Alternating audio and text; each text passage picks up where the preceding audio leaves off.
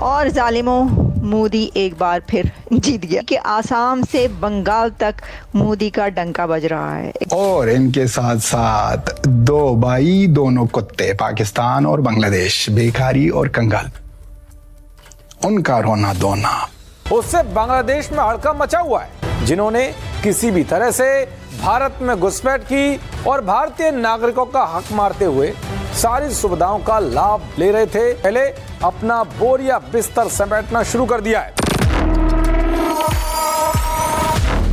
रातों रात खबर आ रही है कि बांग्लादेशी रोहिंग्या जो छिपे हुए हैं, जो किसी तरह से फर्जी आधार, फर्जी इलेक्ट्रॉनिक कार्ड वार्ड सारी चीज बना करके भगदड़ मची हुए भाग रहे हैं, जमीन जायदाद बेचना शुरू कर दिया है। ममता बनर्जी जितना मर्जी शोर डाल रही है, वो कहते हैं हमें कोई परवाह नहीं है, हमें इस चीज की कोई परवाह नहीं है। तो अब जी पाकिस्तान में कहा जा रहा है कि हिंदुत्व की जीत है, क्योंकि वहाँ पे हिंदुत्व को जो है ना एक बड़ी एक गाली समझा जाता है कि ये देखो ये जो है ना हिंदुत्व वो बड़ा ही जुल्म और वगैरह वगैरह। बंगाल में बीजेपी की जो सरकार बनी है ये कोई मामूली वाकया नहीं है, इसलिए कि बांग्लादेश के जो हालात रहे हैं during the past 2 years precisely, उसका भी इम्पैक्ट था। टीएमसी के लोकल गुंडे भाग रहे हैं, भागम भाग चल रहा है बंगाल के अंदर। जैसे उत्तर प्रदेश से भाग गए सारे, वैसे अब बंगाल से ये लोग भागने की फिराक में है। ममता बनर्जी की शिकस्त पूरी इंडियन ऑपोजिशन की शिकस्त है, राइट, बिकॉज ये उनकी लीडिंग स्टार थी। लेकिन मुझे समझ में नहीं आ रही कि पाकिस्तानियों को सफ़े मातम बिछाने की इसके ऊपर क्या ज़रूरत है। भाई आप लोग क्यों उदास हो रहे हैं? इलेक्शन इंडिया के हैं। अब तौबा तौबा, हमारे छोटे भाई का क्या होगा, हमारे बेटे का क्या होगा, हरामी बांग्लादेश का क्या होगा। ये है पाकिस्तान का गाना, ये है पाकिस्तान का गाना और ये है Pakistan गाएगा।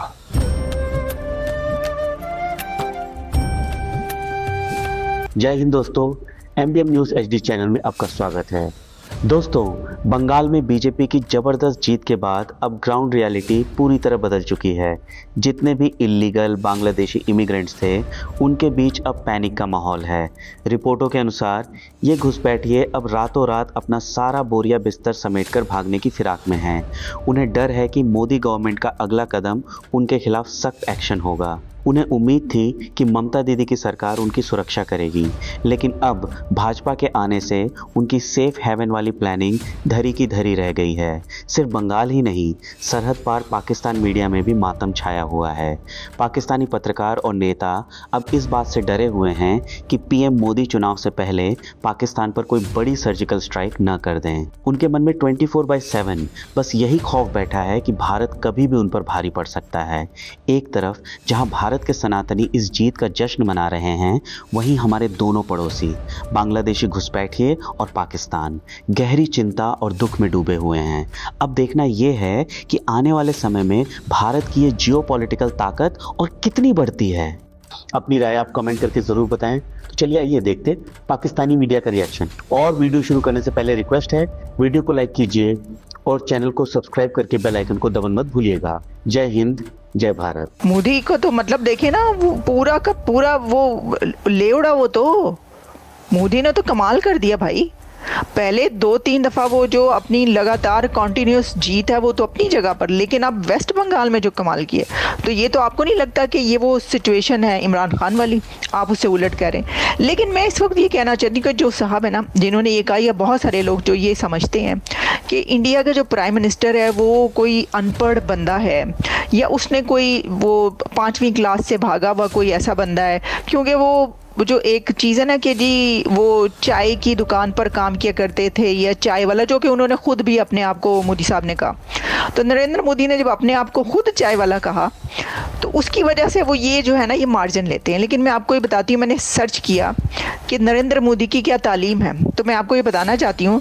Narendra Modi's educational background, bachelor of arts BA in Political Science from University of Delhi 1978, and then masters of arts यानी कि MA in political science from Gujarat university 1983, but ये डिस्टेंस लर्निंग जो होती है यानी कि कॉरेस्पॉन्डेंस के थ्रू उन्होंने MA भी कर रखा है, मास्टर्स भी कर रखा है नरेंद्र मोदी ने।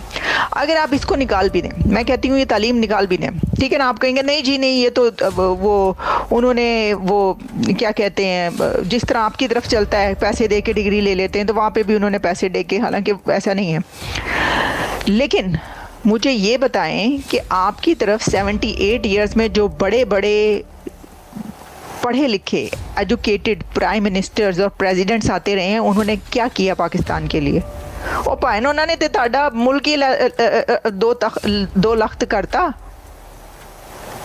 एजुकेटेड यानी डिग्री, अगर आप सिर्फ डिग्री की बात करें तो जो आपके पास डिग्री वाले हैं उन्होंने क्या किया अभी तक आपके लिए? और अगर आप उसको ये कह रहे हैं कि वो अनएजुकेटेड है, तो उस बंदे ने तो अपने कंट्री को 5th लार्जेस्ट इकोनॉमी बना दिया। तो भाई मैं तो समझती हूँ कि आपने सही कहा कि आपको ये कहना चाहिए हमें भी अनएजुकेटेड, ऐसा अनएजुकेटेड चाहिए, हमें भी ऐसा कोई अनएजुकेटेड लीडर चाहिए जो अपने आप को छोड़कर हमारे कंट्री को 5th या 4th लार्जेस्ट इकोनॉमी बना दे। ये चलो IMF से ही निकाल ले। तो अगर कोई पढ़ा लिखा कंट्री को डिबोता है और कोई आपके मुताबिक ना पढ़ा लिखा हो और वो कंट्री को 4th 5वीं बड़ी इकोनॉमी बना दे, तो मुझे बताएं कौन सही है? तो फिर ये तो ना, ये मतलब भी बड़ी जहालत वाला ये मुझे लगा, क्या कहते हैं वो जो एक नैरेटिव, बड़ा ही जहालत वाला नैरेटिव है जो एजुकेशन की बात करते हुए जी जिन्होंने लिखा है वो आप ही जहालत का सबूत दे रहे हैं।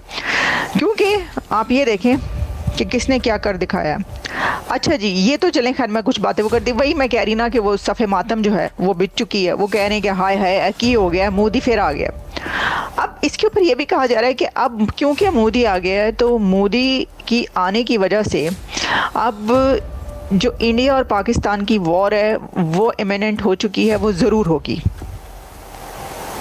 अब तो समझो हुई ये भी कहा जा रहा है कि जी मोदी के आने की वजह से ये वॉर होगी, क्योंकि मोदी जो है वो पाकिस्तान पर एक और हमला ज़रूर करेगा। ये बात कही जा रही है पाकिस्तान के मीडिया, सोशल मीडिया पर। अब मुझे आप ये बताइए कि मैं इसका ये समझती हूँ, मेरा ये कहना है या मेरा ये एनालिसिस है कि मोदी आ गया तो अब पाकिस्तान के और इंडिया के बीच जंग नहीं होगी। मुझे नहीं लगता कि मोदी के एरा में एक और वॉर होगी भारत और पाकिस्तान के बीच, मेरा ऐसा नहीं ख्याल। क्योंकि एक वॉर हो गई है और उन्होंने जिस वक्त वॉर की थी उन्होंने कहा था जी हम जो है ना, वो अभी भी वो तो कहते हैं कि हमने तो दहशतगर्दों के उस पर 9 या जितने भी ठिकाने थे बताकर जो है हमने किया हमला, उसके ऊपर कर दिया। हमारा तो इन्होंने खुद से ये वाला सब कुछ किया और फिर खुद ही जंग बंद करवाई, तो हमारा तो कोई वो था ही नहीं। तो इसका मतलब है कि अगर नहीं था तो फिर वो नहीं करेंगे एक और क्योंकि एक वॉर हो चुकी है तो मुझे ऐसा लगता नहीं है कि मोदी के एरा में एक और वॉर होगी। तो मुझे ऐसा लगता है कि मोदी के आने की वजह से वॉर नहीं होगी पाकिस्तान उसके बाद, क्योंकि उसके बाद जब कोई और आएगा तो वो हो सकता है वो कहे कि एक जंग मैंने भी करनी है।